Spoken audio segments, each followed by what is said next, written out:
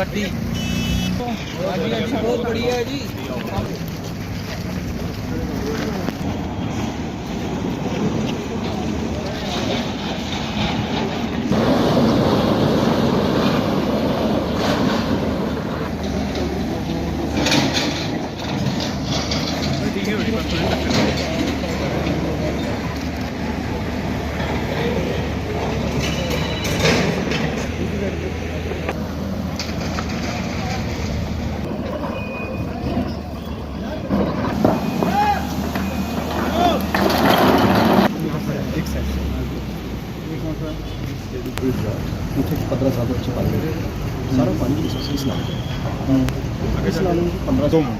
ये बंद हो गया, इसमें से पानी आ रहा है।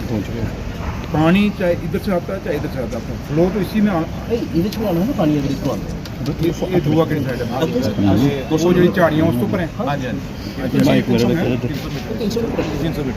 300 मीटर मतलब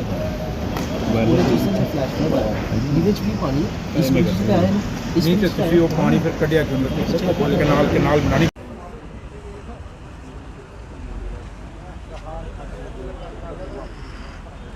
आप भी यहीं के हैं, लोकल हैं। तवी पुल कितना पुराना है और जितना तवी पुल ने बर्दाश्त किया इस फ्लड को, मेरे साहब मतलब हमें था कि तवी पुल चला जाएगा। जो पुराना पुल निकले वो जो 76-77 में बना वो पुल पानी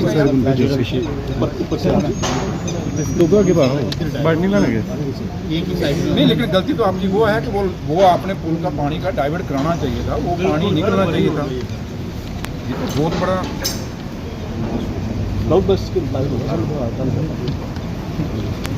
देखो आपको पता है मैं बड़े क्लाउड ब्रस्ट जितना हो तभी ना आए, तभी से ज़्यादा घाटी में नहीं हुआ। आप मिस्टर कलना मैं कल गया था नलाइना में, छोटे छोटे कितने क्लाउड ब्रस्ट जो हैं नेशनल हाईवे के साथ में होते हैं। तभी कहाँ से शुरू होती है, कहाँ से आती है, ये कहाँ से स्टार्ट होता है, ये नाला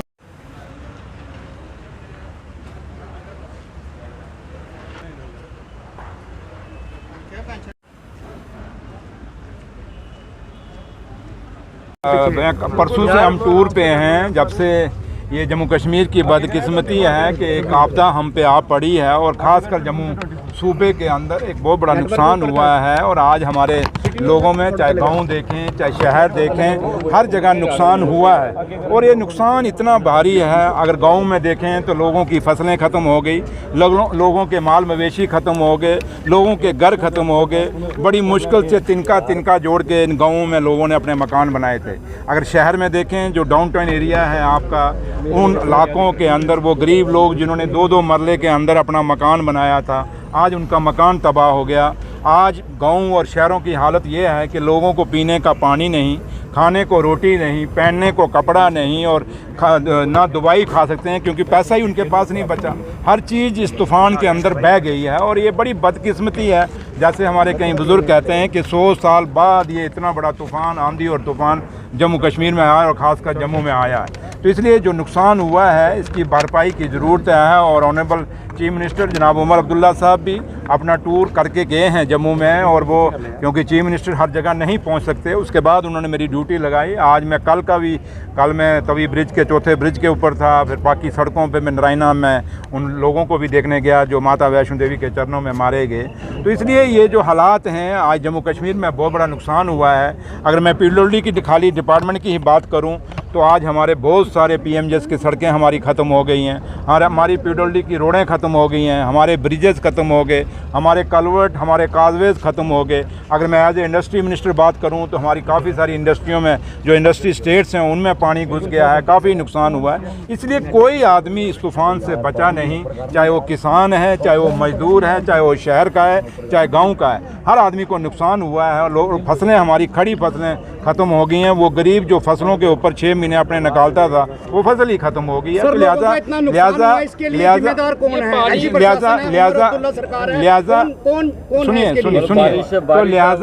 ये जो बारिश हुई, जो सब कुछ हुआ, नुकसान हुआ, तो इसलिए आज मैं जम्मू अपनी हिंदुस्तान की सरकार और हिंदुस्तान के होम मिनिस्टर साहब से और हिंदुस्तान के प्राइम मिनिस्टर साहब से ये रिक्वेस्ट करूँगा कि 2014 में कश्मीर में जब फ्लड आया था उस समय भी हिंदुस्तान के अंदर मोदी सरकार थी और जम्मू कश्मीर के अंदर पीडीपी और बीजेपी की सरकार थी। उस समय दिल्ली की सरकार ने 80,000 करोड़ रुपए का पैकेज पीडीपी और बीजेपी के लोगों को दिया था, सरकार को दिया था। वो जो कश्मीर में उसमें तूफान आया था, जो सैलाब आया था, अब वो जो पैसा था जो दिल्ली की सरकार ने दिया, उस समय की सरकार ने कहाँ बांटा कहाँ नहीं बांटा, वो लोगों को पैसा मिला नहीं। आज भी आप कश्मीर में जाएं तो पैसा नहीं मिला।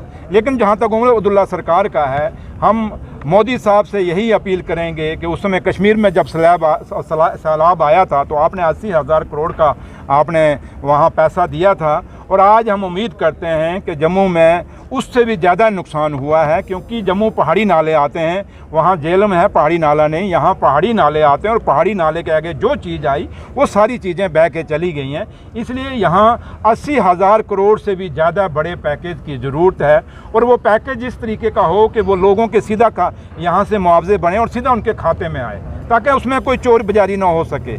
और इसलिए आज मैं प्राइम मिनिस्टर साहब से, आप लोगों के चैनल के माध्यम से अपील करता हूँ कि क्योंकि जम्मू कश्मीर को हमेशा आज़ादी के बाद आज तक दिल्ली की सरकारों ने ही मदद की है, पैसा दिया है, फंडिंग किया है, तब जाके जम्मू कश्मीर इतना यहाँ के खड़ा हुआ था।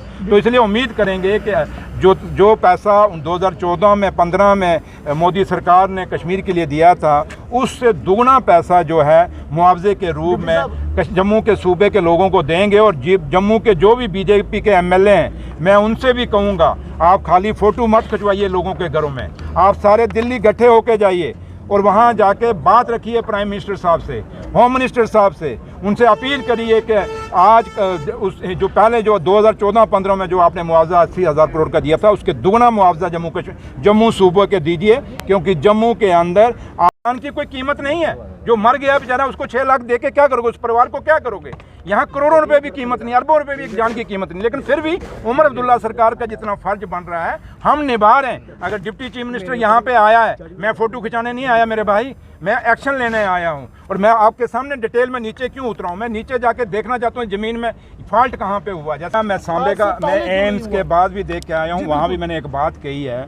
और ये बात मत सोचिए मैं यहाँ के, क्योंकि मैं डिप्टी चीफ मिनिस्टर तो हूँ जम्मू कश्मीर, बट मैं इंचार्ज मिनिस्टर पीडब्ल्यूडी हूँ। मैं नीचे उतरा हूँ, कारण जानने के लिए उतरा हूँ, और मैं ये समझ सकता हूँ कि आज नेशनल हाईवे अथॉरिटी का अपनी पहचान भी खतरे में पड़ी हुई है। नेशनल हाईवे अथॉरिटी को अगर अपनी पहचान बचानी है तो उनको ये जवाब देना होगा कि ये दूसरी बार हुआ। पहले पीछे कठुआ में पुल बैठ गया था, आज फिर एक पुल बैठा है। बैठा क्या, बह ही गया, आप समझें, ये तो आप समझें इसको बैठ गया, समझो खत्म हो गया। इसलिए वहाँ एम्स में भी यही हुआ। मैंने एक एग्जांपल दी कि तवी ब्रिज जो है, आप कहीं तो आप तो बाद में पैदा हो, जो मेरी उम्र के लोग हैं, हमसे भी पहले, मेरी 57 साल उम्र है, 1976-77 में तवी ब्रिज बना है। उतना कितना फ्लड आया, उसके बावजूद तवी ब्रिज जो है नहीं हिला। इसका मतलब वो क्वालिटी थी, उसका स्ट्रक्चर अच्छा था, उसका डिज़ाइन ठीक था। आज कहीं ना कहीं एक कारण नहीं, मुझे लगता है कि नेशनल हाईवे अथॉरिटी को अपने स्ट्रक्चर, जो इंजीनियर हैं, अपने डिज़ाइन जो लोग करते हैं, जो आर्किटेक्ट हैं इनके, उनको भी बुला के उनके चेक करने होंगे। और मुझे लगता है कि इन दरियाओं को देख के, इनके इतिहास को देख के, इनको कितना पानी आता है, उसके मुताबिक नक्शे नहीं बनाए गए। ये दिल्ली में बैठ के नक्शे बनाए गए हैं, जिसके कारण आज ये पुल बह रहे हैं। ये 10 सालों के अंदर, 12 सालों के अंदर बह रहे हैं। ये कौन सी क्वालिटी है? और क्वालिटी का भी शक है। और मैंने सांबा में भी कहा, मैंने कहा अब हमें शक पड़ गया नेशनल हाईवे अथॉरिटी के कामों के ऊपर। अब खाली हम ब्रिजेस को चेक नहीं कराएंगे, हम इनके फ्लाईओवर को भी चेक कराएंगे। ये ना हो कि फ्लाईओवर हमारे लोगों के सिरों पे आके गिरें। ये क्वालिटी हम ऐसी क्वालिटी नहीं चलने देंगे। और जम्मू कश्मीर की सरकार ऐसी कोई डेवलपमेंट नहीं चाहेगी जो हमारे लोगों का कत्ल करे या कल हमारे आबू हवा को कत्ल करे। ये क्लाउड ब्रस्ट क्यों हो रहे हैं? ये चीज़ें वही हैं जो हम आज लोग, अब जैसे आपने पूछा क्या रीज़न है, एक तो दरियाओं के किनारे जो हम इलीगल इंक्रोचमेंट कर रहे हैं, हमें भी सोचना पड़ेगा और आपको भी लोगों को जागरूक करना पड़ेगा कि हमें इंक्रोच नहीं करना। दूसरा, हमें जंगल बचाने होंगे, पेड़ पौधे बचाने होंगे। हम साथ होकर इलीगल माइनिंग कराते हैं, इस माइनिंग को बचाने के लिए आप लोगों को कदम उठाने होंगे। अगर पुलिस नहीं पकड़ती, आप लोग क्या रास्ता नहीं बंद कर सकते? हम लोग, कुछ लोग खुद क्या करते हैं, अगर मुझे माइनिंग नहीं मिलती, हम दूसरे की कंप्लेंट डालते हैं।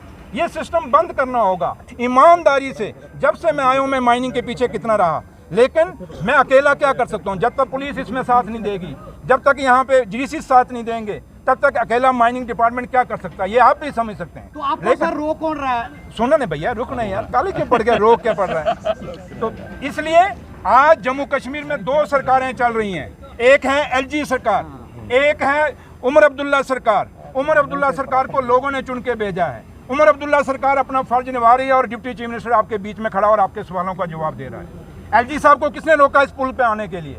एलजी साहब को किसने रोका पिछले पुल पे जाने के लिए? एलजी साहब को किसने रोका? पूरा जम्मू खत्म हो गया, पूरा जम्मू बह गया, पूरा जम्मू के मकानों के मकान खत्म हो गए। आज जम्मू ट्रैफिक नहीं है, लोग घरों से नहीं निकल रहे, पीछे परेशान है। तो एलजी साहब क्यों नहीं जाते? और एलजी साहब जब ये पूरा हादसा हो रहा था, एलजी साहब पता नहीं यूपी में बैठे थे कि बिहार में बैठे थे। एलजी साहब को जवाब देना होगा। जब 22 शरण हुआ, पहलगाम हुआ, उसमें 82 दिन के बाद उन्होंने माफी मांगी। उसके बाद तब भी हमने सबक नहीं लिया। फिर माता मचेल का यात्रा जो हुई पाडर में, वहां लोग मारे गए। जब हाई अलर्ट था, वो यात्रा रोकी क्यों नहीं गई भैया? यात्रा रोकनी चाहिए थी, नहीं रोकी गई, वो लोगों को मारा गया। कल आपके सामने, कल आपके सामने माता वैष्णो देवी पे लोग मारे गए। 35 लोग हमारे जो मेहमान थे, यात्री आए, वो तो मारे गए। कैसे मारे गए? चलो मचेल माता का तो श्राइन बोर्ड नहीं था, यहाँ तो श्राइन बोर्ड था। आप लोगों में से भी सबको पता, जो मैं भी बचपन में जब जाता था माता पे, जब दरबार में लोग ज्यादा होते थे, अदकौरी में ज्यादा होते थे, कटरा में यात्रा रोकी जाती थी। यात्रा क्यों नहीं रोकी गई? यात्रा की मूवमेंट क्यों नहीं बंद की गई? अगर लोग वापस ही आ रहे थे, उनको वहां दरबार में क्यों नहीं रोका गया? ये सवाल खड़े किस पे होते हैं? श्राइन बोर्ड का चेयरमैन कौन है? एलजी साहब, मनोज सिन्हा साहब। ये जम्मू कश्मीर की सरकार के अंडर तो नहीं है ना श्राइन बोर्ड? अगर श्राइन बोर्ड एलजी साहब आपके अंडर है, आपने क्यों नहीं रोकी? अगर आप यूपी बिहार में बैठे थे तो आपने आके कम से कम अपने चीफ एग्जीक्यूटिव को फोन कर देना था, जो माता श्राइन बोर्ड का है, उससे रुकवाएं, क्यों नहीं रोकेगी? एक बहुत बड़ा सवाल है। इसके अंदर ऑनरेबल प्राइम मिनिस्टर साहब और होम मिनिस्टर साहब को इंटरफेयर करना पड़ेगा। ये थोड़ा कि 22 शरण हो जाएगा, एलजी साहब माफी मांग लेंगे, आपका माता मचेल की यात्रा होगी तो माफी मांग लेंगे, यहाँ पे वैष्णो देवी हो जाएगी तो अफसोस करके माफी मांग लें। एलजी साहब कितनी माफियां मांगोगे? जम्मू कश्मीर को एक ही सरकार चाहिए, यहाँ दो सरकारें नहीं चाहिए। यहाँ वही सरकार चाहिए जो लोगों ने चुन के भेजी है, और वो उमर अब्दुल्ला सरकार है। और तब हमारी अकाउंटेबिलिटी फिक्स होती है। इसलिए मैं आप लोगों से अपील करूंगा कि हमें वो सवाल पूछने चाहिए जिससे लोगों का बेहतरी हो। हमें टीका टाकी नहीं, मैं जो एक राहत कब तक मिलेगी? मैं वही कह रहा हूँ, मैं टीका टाकी करेंगे तो मैं भी कर सकता हूँ, लेकिन मैं हर वो बात कह रहा हूँ जिससे मेरे लोगों को फायदा होगा। और बायसा तब ही होगा कि जब अब जहाँ तक फिलहाल हमारा सरकार का पहला काम था रेस्क्यू करना, रेस्क्यू हमने किया। और मैं इसके लिए आप मीडिया के लोगों को बड़ा धन्यवाद करता हूँ। लोग कहते हैं एडमिनिस्ट्रेशन ने निकाले, नहीं, ये मीडिया के लोगों ने लोगों को चिन्हित किया, फिर उसके बाद एडमिनिस्ट्रेशन पहुंची है, और उसके बाद जाके इन्होंने अपने फोटो खिंचवाए हैं। मैं नहीं कहता सारे अफसर ऐसे हैं, कुछ अच्छे अफसर भी हैं जिनकी हम तारीफ करते हैं, जिन्होंने इसमें काम किया है। इसलिए आपका भी बहुत बड़ा रोल है इस रेस्क्यू ऑपरेशन में। पहले था हमारा रेस्क्यू करना था, रेस्क्यू किया, अब रिहेबिलिटेशन की बात है। उसके लिए मैंने कहा 10 करोड़ रुपया सीएम साहब ने दिया सारे डीसी को, वो करेंगे। अब रही मुआवजे और पैकेज की बात, क्योंकि आपको पता है जम्मू कश्मीर यूटी है, ये स्टेट नहीं है।